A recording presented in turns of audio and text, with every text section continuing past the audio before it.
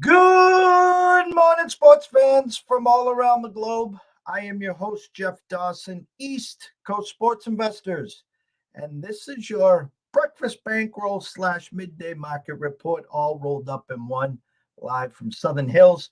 As today we have a special guest, the one and only BTB at Beating the Bookie, who has done amazing work in golf and all his selections throughout the year. Was blessed and honored to meet him finally in Vegas and hope to be seeing him soon, maybe in AC, Bahamas, who the hell knows, maybe the Stanley Cup parade when the Panthers hoist that come a few weeks from now.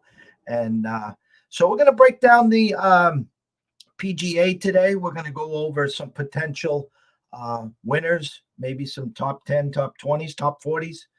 First round leaders, wherever Rob sees the market going and some advantages and stuff that he wants to give out to all our listeners. So without further ado, let's bring him in. B2B himself, Mr. Rob, Beating the Bookie. What's up, Jeff? How you doing? I'm doing great. How are you? Pretty good. As a Panther and Heat fan, it's a great time to be a fan, but I'm not getting my, as a bettor, you never get your hopes up. So I'm not getting my hopes up. We'll see what happens with those two teams, but I'm ready for the PGA Championship. That's for sure. I was up at 4:30 a.m. yesterday. I have the Golf Channel on, and I'm all lathered up to get excited for their breakdowns. I mean, it's 6-8 hours long, and that's all they talked about was lefty, the LIV, the Saudis. Yeah. And before we get into the PGA, any thoughts? I mean, it's pretty disgusting, to be honest. And listen, I live 15 minutes from Willow Bend, and every year Greg Norman would have a Reebok Pro-Am tournament, and I was able to meet Emmett Smith, Roger Clemens. I caddied for Tim Wakefield 2 years in a row. It was a big event, and my dad was a huge Norman fan, and now to see what's going on there. Any thoughts on the whole nonsense? I mean, look, at the end of the day, these leagues should have competition. The PGA, most of the players on PGA, they want the PGA to have competition as a league because, if the league has no competition, no competitors, it's just a monopoly. And the league, at the end of the day, they're going to do whatever they want. So you need another league to push them to make improvements for players and stuff. I know on the PGA, all the big names make money, but a lot of the guys with smaller names, they don't make much money. Like Robert Garrigus, I mean, this guy can't, I don't think he's made much money in his career. And if he wants to go to the Saudi league and, get paid some guaranteed money to play golf, I mean, I don't see why he shouldn't be able to. So I just think, Greg Norman, he wanted to partner with the PGA, to do crossover events and stuff, but the PGA didn't want to have it. So I think it's just had to go to court, and the court, these are 1099 employees, so the court's going to have to say listen, you don't own these employees. And I think they'll be allowed to play, and they should be. I mean, this is a place that's going to have 9 tournaments a year. We're not talking weekly taking up, every PGA tournament. Why can't these guys go play some tournaments, around the country, overseas, while a garbage tournament is going on here. Like they shouldn't have to play the Honda Classic if they don't want to. They should be able to go to Abu Dhabi and play for a $25 million purse. So this is life-changing money for a lot of these guys, and I'm not really going to be surprised when a lot of these guys take this money, because I talked with the one PGA player. He got offered like $20 million guaranteed. Wow. He's got like $6 million in career earnings about, right? And he's been on the tour for like 6 years. So if you have $6 million in career earnings in 6 years and someone offers you $20 million guaranteed up front, you'd have to be insane not to take it. I mean, I would take it in a heartbeat. And a lot of these guys, if you're a big name with big sponsorships, maybe that's one thing. But a lot of these guys don't have those big sponsorships. They're not making the $200 million. They don't have, $200 million equipment deals like Rory McIlroy. So I think we'll see some of the guys, that are, out of the top 20, top 30, guys that are struggling, like a Ricky Fowler, Sergio. Obviously, Sergio's going. Kevin Na. I think we're going to see them go over there, and these guys want to win. And obviously, when you're only going to be going against 45 guys in a weekend, and you only have to play 3 rounds, and you get $4 million for first place, I think that's going to intrigue a lot of guys. So I think some guys will watch how it starts, and then they'll see like a guy like Jason Kokrak win a tournament and win $4 million guaranteed, which is bigger than anything on the PGA Tour. And I think some guys are going to get like intrigued by the cash. So I think that they should do something together where like the PGA and the Saudi league can coexist. But it's just like today's cancel culture. The news is making it hard with this cancel culture. Like Phil Mickelson, like it's not like they are bad guys. Saudi Arabia, like stuff they do is obviously bad. But Phil Mickelson's not a politician. He plays golf. Nobody should be listening to Phil Mickelson for his international relations takes. I only care about like what can Phil Mickelson do on the golf course for me. He seems like a nice guy off of it. He's not making foreign relations government. And the government, like United States government, has plenty of ties to Saudi Arabia. Other leagues have plenty of ties to Saudi Arabia. WWE has done events over there. UFC has done events over there. So look at the NBA. They're all their ties to China and stuff.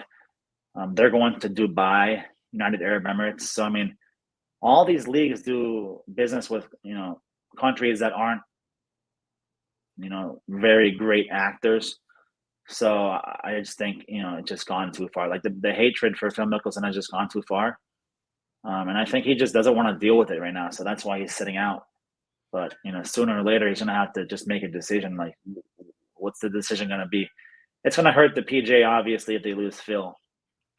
And he'll definitely give them, like, a credibility if he goes over there. So we'll see.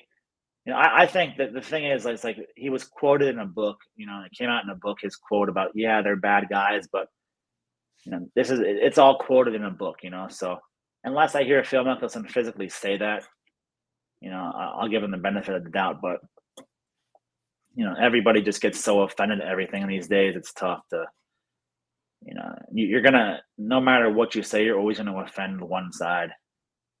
So Phil's just got to do what's best for him. And if they offer him $100 million, he should go take it for sure. Yeah, I think the book actually came out today. I was listening to the gentleman that wrote it at 4:30 yesterday morning and talking about, it sounds almost more like some of the dirt that's going to start rolling out is, Phil in the gambling side. And there was on social media yesterday about McCourty from the booth, and that given the 3-1 odds and then Phil knocking, on a putt. And so he's gambling with McCourty up top. And we all knew Phil was a big time gambler anyways. And the comical part about this is, if he lost 40 million and, he's made 100 million, it is what it is. Jordan would drop $1 million way back in the day on a weekend when he had to play Boston on Friday, Philly on Saturday, and he's sitting at AC, Friday, Saturday, Sunday And night. listen, that $100 million is like tournament winnings. He has made $800 million in his career with endorsements and all those deals. So I think if you've made $800 million, you lost $40 million gambling. I mean, I don't think this is, and people are like, oh, Phil Mickelson is losing he's losing his ass, like betting and stuff, losing on sports bets. It's no different than most of these people like on Twitter that are betting. They're getting paid on a Friday. And then as soon as that money hits their account on Saturday, they're going to bet their entire paycheck on some games, right, and hope to win them. People are doing the same exact thing, but, they're talking shit about Phil Mickelson when most people are doing the same thing. And, like, literally the entire PGA Tour gambles between each other, like, during the rounds, like, in the threesomes, the pairings. And they're doing it for fun and stuff. Yeah, Phil Mickelson might have been taking it a lot more seriously with, like, Billy Walters when they would play rounds and stuff, but Tiger's like that too. I mean, these guys are like competitors, and once their juices get flowing, they're going to gamble on, pretty much anything. We've all had that feeling before. And is he an out of control gambler? I mean, nobody knows. We're not really like tapped into Phil Mickelson's private life. And like, even if Billy Walters writes a book that says this and this and this about Phil Mickelson, like,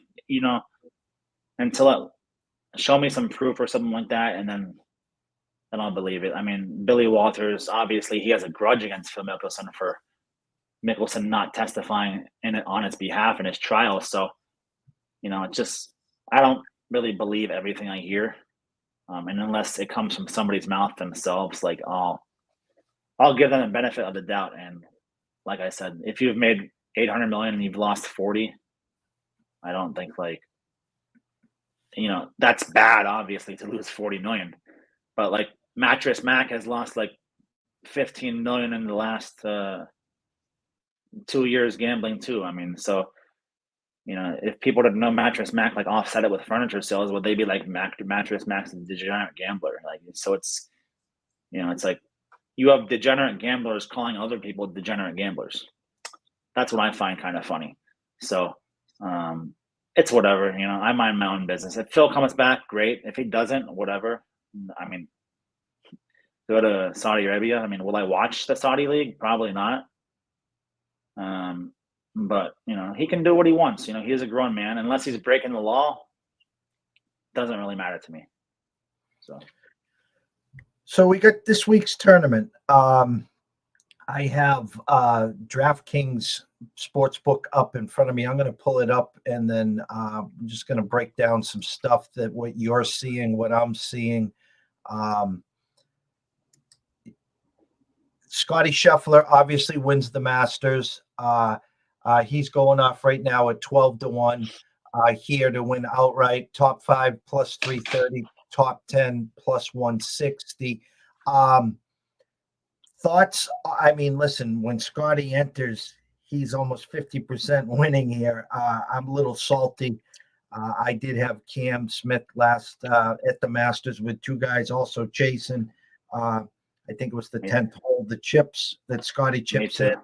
And yeah, so the board is here. I know there's a million different ways that you play tournaments. I also know that you're selling packages, and I don't want you obviously to tip your hand, but just give me your thoughts on how you have come up with, how you've decided to break down this board, and, initial thoughts on Scotty Scheffler this week. I mean, I would say this week Scotty Scheffler is one of my favorites, obviously. I mean, the guy's been on fire. He's been playing a lot of golf, so he's been playing a lot of great golf. He only really struggled at the Zurich, which is obviously team play, and Ryan Palmer didn't really hold up his end of the bargain for their team play. So Scotty's been playing great golf. I mean, and he says this is one of his favorite courses. They said he shot a 64 here, I think, a couple weeks ago in a practice round. And the course has changed a little bit since then. But, if Scotty says this is one of his favorite courses, I'll take his word for it. A lot of these guys have really never played here. Like John Rahm got his first practice rounds here last week, 2 practice rounds. And apparently they changed the course a little bit from those practice rounds. A lot of these guys haven't played here. And I think a course like this, experience is going to matter. So yeah, Scotty Scheffler, a Jordan Spieth. I'm looking for a guy that is like accurate, with his irons. I mean, here you're going to have to hit a lot of long irons into these par fours. There's only two par fives. It's a par 70 with two par fives, like 600 plus yards, and some long par fours. So these guys aren't going to be like taking short wedges into these par fours. They're going to be hitting their 4 or 5 irons into these par fours, and the guys who can do that best, the Jordan Spieth, the Scotty Scheffler, the Justin Thomases, Patrick Cantlays, who can put it close. I'm not looking for somebody this week who, these greens are like these turtleback greens, right? So, just think of it like a turtle hump, right? So if you don't land within like, so many feet of the pin, you could roll 40 yards off the green at this place. So I just want somebody who can, you can stick it within, 10, 12 feet, who can make those 12, 10 footers. I'm not looking for somebody who's going to make a 40-foot putt, 30-foot putt, because that's just not going to happen this week. So you just look at, all of your usual like culprits for iron play, and you've got Rory, but his putter obviously hasn't been there. Scheffler, Rahm, JT, Cantlay. I think Hideki Matsuyama could be a sleeper this week. I'm not really interested in Xander. Cam Smith, he's been a little cold lately, but this is a place where if he's putting like lights out, he could maybe like run away with it. But he hasn't been playing that great. He hasn't played since the RBC. So he's taken a lot of time off. He's only played like 6 tournaments the entire year. Hovland, not really my kind of guy for this place. Morikawa, he hasn't played much either. And his putter's been all over the place. Lowry, his odds just aren't good enough for me to play, 25-1. I'm not really trying to take a dip right there. But I think the winner is going to be like Scheffler, Spieth, Matsuyama, like, one of those 3 guys. I like Scheffler and Spieth the most. Scheffler, every weekend he brings it. He's a competitor, and he doesn't really get angry. He just stays pretty much, even keel the entire way. So, I'm looking for a guy that's going to, who's accurate on the fairways. But here, since it's May, the rough hasn't had enough time to grow. It's been kind of dry. So we're going to kind of get like a dry fairways, fast greens. And like I said, if you don't hit it accurately on the green, you're going to, roll off. So you're surrounded by bunkers. Like I think 14 out of the 18 greens are surrounded by bunkers.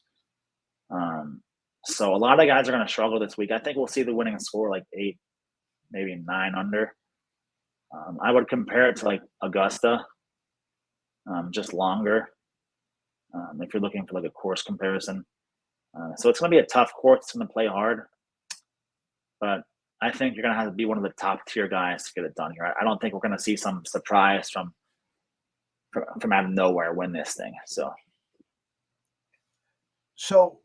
when you're putting together your board, your outright winners, we were talking to Dubs yesterday on our show, and then the next idea that he talked about was first round leaders. And I know you've been very successful taking 4, 5, 6 swings at first round leaders.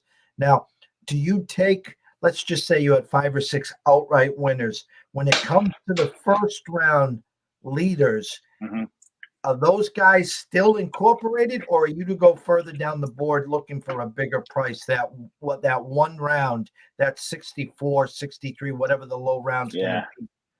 Yeah, I prefer to play more first round leaders than outright winners. I don't really play a lot of outright winners. I like to play the first round because it pays more. I know the hold is greater with the first round, but for me, just personally, I have more success with the first round. I think we've hit over like 12 first round leaders since April 2021. So I like to pick about 4 or 5 guys for first round leader. And maybe we'll put 1 unit to like a half unit on those 4 or 5 guys, maybe about 2.5, 3 units total. And I pick guys that like, there's guys that are notorious for coming out hot, right? Like Like when John Rahm is on, he's coming out hot. When Scotty Scheffler's on, he's coming out hot. When Matsuyama, he's like a notorious first round leader. Hideki, he loves to be the first round leader. He gets it done a lot. So you get Matsuyama, Jordan Spieth. He's always up there for the first round leader. When Jordan plays well, when these golfers are playing well, they come out hot. Like Rory doesn't usually, doesn't come out hot. Sometimes he ends the tournament like, gangbusters, right? Coming from behind, storming back. But they're just guys like, like I said, Matsuyama, Spieth, Rahm, that when they play well, they come out hot. So I like to play the first round. Yeah, you only have one round to, the way I look at it is it's easier to win one round than it is to win 4. I'd rather play Hideki Matsuyama for the first round and have him lead the first round and get paid after the first round than have to worry about him coming back for 3 more rounds after that. Whereas you're trying to win wire to wire, that's pretty tough. So I just prefer the first round. It's just a personal preference. You have to deal with a lot less heartbreak that way also. So first round leader is just my preference. It might not be for everybody, but it's for me, and I've had success doing it. And usually, like, even if I don't win the first round leader, I'll get like second place or third place in it. So, now on DraftKings, you can bet end of round 1 top 5. So, you can get some really good odds there. Like, for example, Matsuyama is like 6-1, top 5 round 1, Spieth's plus 450. So there's a lot of ways you can get value. And first round leader, I prefer it over the full tournament. Just because I've hit so many more first round leaders than full tournament winners in my lifetime. But I've dealt with so much full tournament heartbreak. Like I must have 10 second place finishes this year. So the first round leader, I just like to knock it out right away. My goal for the tournament is to make as much money as I can, as quick as I can. So if I hit a first round leader, it sets me up perfectly for the rest of the tournament because I don't really have to like go bonkers with a million plays trying to make money. If we win the first round leader, then I can kind of take it easy and gradually work into the weekend rather than just like wait and just hope we win the outright at the end. So first round leader really allows me to do more stuff than usual. But yeah, it's like I said, it's just a personal preference. When going top 5, top 10, top 20, top 40s, looking obviously for value, the plus money guys that you think maybe are undervalued, or let's say you think are currently in form in the sports book is overlooked them. Any couple guys this week that might catch your eye, top 10, top 20, top 40, that you're getting decent plus money on? Yeah, I mean, top 40 is, I try not to do a ton of top 40 just because like people, like not everybody has top 40s at their books. So like for a client package, I'll give a couple top 40s, but like not much because I don't want to get, email saying, hey, I don't have a top 40. Would you play this top 20? Like it's just a different bet, But I think a guy like Keegan Bradley at plus 120, top 40. Keegan's been playing some great golf. And he's been putting very well. And Keegan is like an elite iron player. So this is a place where, those elite irons can get him some short putts, some birdies, some tap-in par opportunities. It's a perfect course for Keegan Bradley. So Keegan Bradley plus 120, top 40. I think that's a good one. Robert McIntyre, from Scotland, he's also slept on. He performs very well in majors. Robert McIntyre, he got like 23rd at the Masters, I believe, plus 110, top 40. I see Bryson's plus 120, top 40, but 5 weeks off hand surgery. Bryson, I would probably stay away from. Adam Scott plus 120, top 40. I think that's a pretty decent bet. A guy that I'm off on right now is Abraham Answer. He's plus 120, top 40. I wouldn't touch that. He's just been like, probably having his worst year in a few years. So those are a couple of guys I like for top 40. I'm not really digging like Patrick Reed, Bubba Watson. I saw one of the sports books was their biggest outright exposure was Maverick McNeely. But for top 40s, that's really as far as I want to go. You're not gonna, you're not really gonna get too much value on top 40s just because they can kind of keep those odds low because you really only have to make the cut, then beat 25 more people. So, yeah, those few names that I talked about. Tom Hoagie, he's been playing some great golf lately. But yeah, like I said, Robert McIntyre, Keegan Bradley. Out of those top 40, the plus money, and my favorite's probably Keegan Bradley. So that's what I like for top 40. Then top 20, you got to look at Scotty Scheffler. He's minus 130. That's at DraftKings. You might be able to pick him up somewhere else for a little more value. But I think Scotty is almost like automatic right there. John Rahm. One of the guys is like Will Zalatoris. I feel like is so overrated. Like he just continues to get these short odds. He's plus 120 for top 20. It's like Will Zalatoris is just living off of his Masters performance from last year still. Not really a huge fan of Will. He hasn't been putting it together, and he's a little overrated in this spot. Yeah, but these top 20 odds, I mean, Max Homa's been playing well lately. I could see Max Homa doing something here because he's really on form. He's probably having his best season as a pro. He's winning a tournament every single year. So, I mean, there's just a lot of guys. I mean, there's, personally, I like to play top 40s personally over top 20s because I feel like it's much easier. You don't have to sweat as much on the final day. Whereas if a guy is 21st, you have him for the top 20. You're sitting there hoping a guy bogeys that finishes after him. Yeah, the books. I mean, they pretty much got these odds pretty good. Jason Day plus 300, top 20. I don't really see that. Abe Answer plus 300. It's just all the usual suspects out here.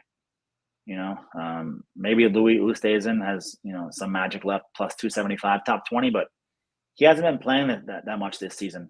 Last year, Louis was like having his best season ever.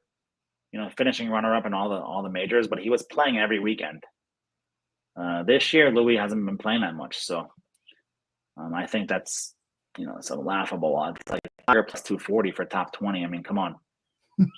He's played one tournament, in the past year and a half, and we all know what happened. So those are short odds right there. But they're just trying. They know people will bet Tiger Woods if he was minus 240 for top 20. So yeah, I mean, there's a lot of value like in the top 40s, and top 20 for a few guys. And I like to stop at usually the top 20 because top 10 is it's tough. Top 10 is tough. So yeah, I mean, there's Scotty Scheffler. I feel like top 10 plus 160. Rory, he's a little too costly for me. But yeah, I mean, there's a lot of John Rahm top 10 plus 170. A lot of these guys are my I have like so many favorite golfers. This is the problem. But I also like Brooks Koepka. I think Koepka's slept on. He finished second at the PGA Championship last year behind Phil. As we all know, Louis finished second. Koepka, I think, was third, but Koepka was right up there and then just played poorly in that final round. So I think Koepka, he's well rested.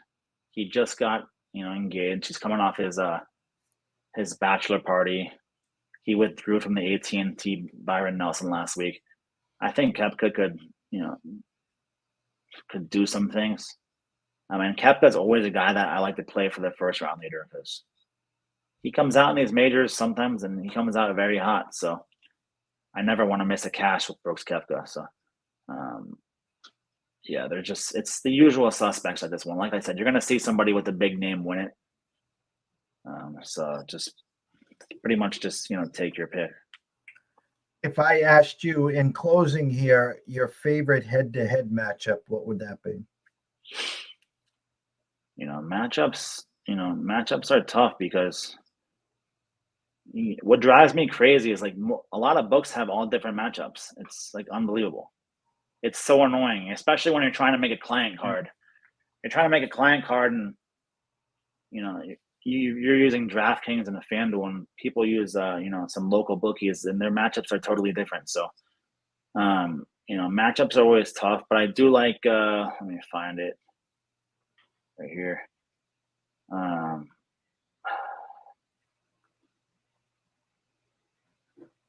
I do like Max Homa over Jason Kokrak, minus 150. I know it's juicy, but I could see Kokrak just missing the cut entirely. He hasn't really impressed me. I thought he'd make a run for the top 10 last week at the AT&T, but he kind of fell off on the final round. So I do like Max Homa in that spot. I also like. Where is it? I like Kevin Na over Jason Day because Kevin Na's minus 140 over Jason Day because Jason, like, he's been playing better golf. Like, his form is coming back, but we're seeing him get fatigued on the weekend, so he's getting tired on the weekends and playing poorly on weekends. So I think Jason Day, while he's playing better golf, I just don't think his fitness level is totally up to like the maximum that it can be, like he was a few years ago. So I do like Kevin Na over Jason Day. I also like Scotty Scheffler over Rahm. Rahm, he did win the Mexico Open. He's probably my favorite golfer. But outside of that, he was struggling with his putter. And like I said, it's basically a pick-em. I'll take Scotty Scheffler, who's the current #1 player in the world, over Jon Rahm, who's kind of been struggling to find his game. And this course will be much harder than Mexico. So, Scotty also says, like I said, it's his favorite. It's one of his favorite courses. I'll take his word for that. I don't think, Scotty is really religious, so I don't really think he's the kind of guy that's going to give us, to bullshit us, really. So I'll take Scotty's word right there. So Scotty over Rahm.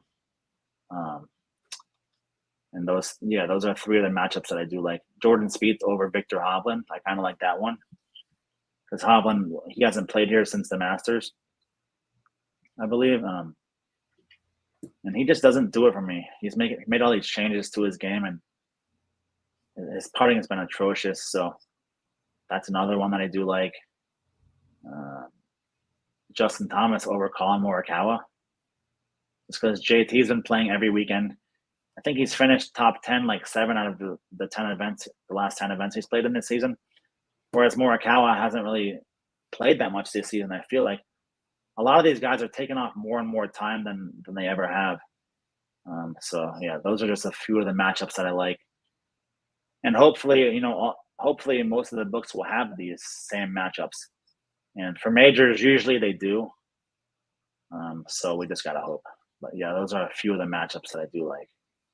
And I'm glad you said what you said because it's so true. We try on our sides and our lanes to give out as much information, as much value edges that we see, and especially in golf, you're 100% spot on, is the fact that like I'll try to use, for instance, Circa for outrights, but they don't offer as many props, obviously, as say a DraftKings does right now. So if I'm using then DraftKings matchups, like you said, well, Joe Smith uses his local barbershop, and John Kiefer is using an offshore book, and you give, for instance, a JT over Morikawa, and next thing you know, you got 10 guys sending you an email saying, hey, I got JT over Rahm. What do I do? Well, it's apples and oranges there.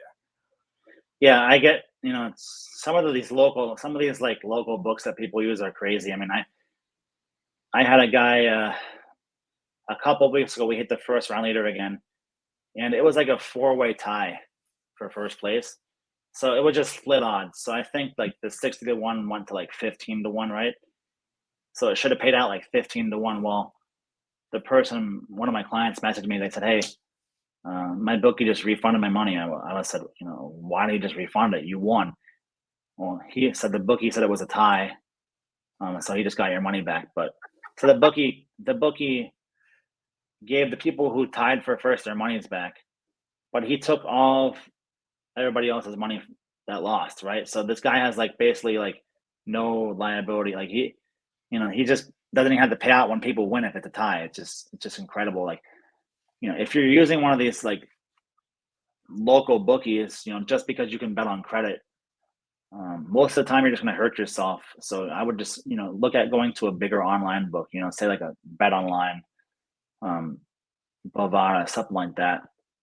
Local bookies are just going to take advantage, like all that they can. So make sure if you're betting golf, give yourself the most options you can. Have a few different books you can choose on, because if you just have one, you're stuck betting whatever they give you, and that probably won't be much.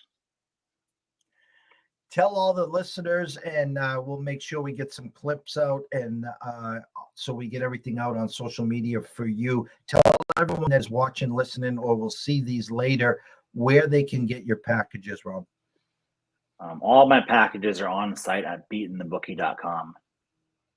You can find information on my Twitter, and we'll have plays for every round of the tournament. First round leaders, top 20s, top 40s, matchups.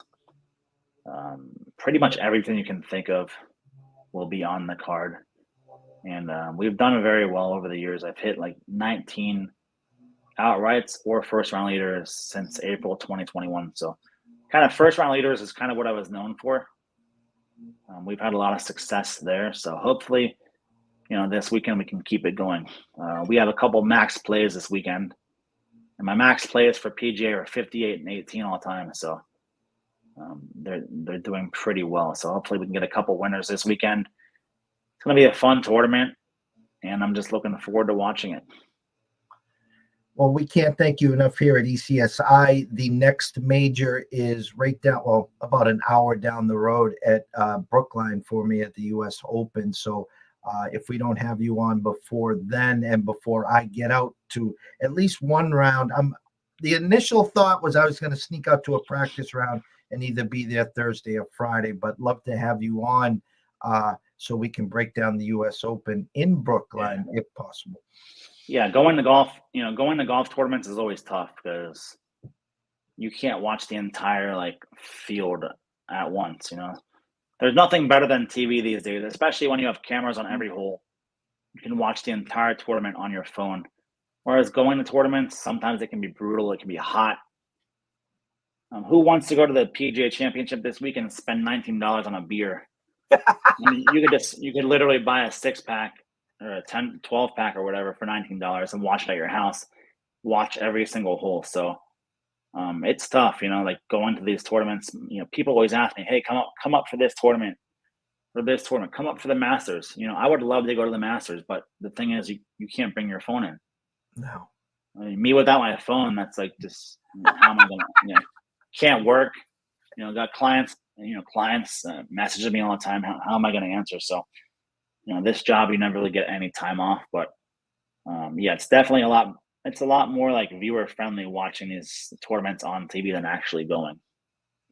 100%. B2B at Beating the Bookie. Go find him. Go follow him. Reach out to grab his package for the weekend. He crushes it week to week in golf. And in the majors even more. We can't thank you enough. And all the viewers and listeners, thank you. Wishing everyone the best of luck, and we will see you soon. All right, see ya. Thanks. Take care, Rob. You too.